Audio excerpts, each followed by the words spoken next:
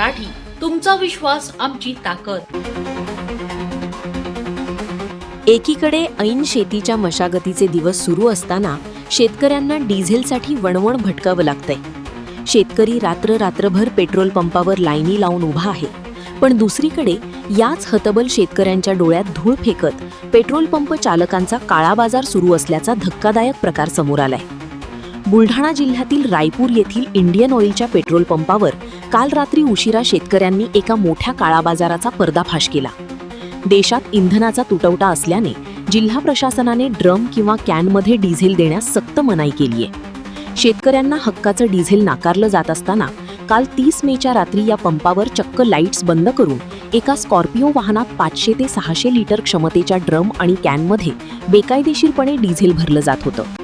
हा प्रकार जसा शेतकऱ्यांच्या लक्षात आला तसा शेतकऱ्यांचा थरकाप उडाला। संतप्त शेतकऱ्यांनी तात्काळ पंपावर धाव घेत त्या डिझेल भरलेल्या स्कॉर्पिओ वाहनाला घेराव घातला।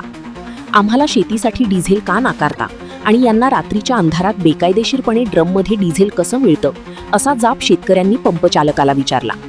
पंपावर शेतकऱ्यांचा मोठा जमाव गोळा झाल्याने वातावरण प्रचंड तापलं होतं। मी शमीम सौदागर रायपूरचा शेतकरी असून पेट्रोल पंप मालकाने मला 2 दिवसापासून लाईनीत लावला आणि ट्रॅक्टरमध्ये फक्त 3000 रुपयाचा डिझेल दिला आणि आज रात्री हे लाईटा बंद करून पंपाचे एक स्कॉर्पिओ गाडीले ठेकेदारले 500 लिटर डिझेल दिला।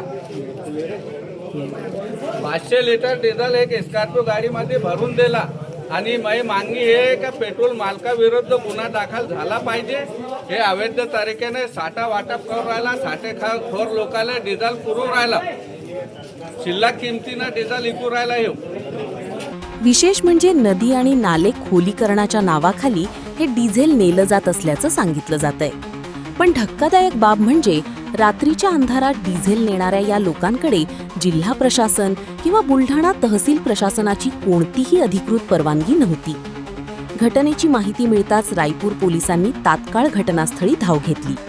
पोलिसांनी परिस्थितीवर नियंत्रण मिळवत डिझेलने भरलेली ती स्कॉर्पिओ गाडी जप्त केली असून ती रायपूर पोलीस ठाण्यात लावली आहे।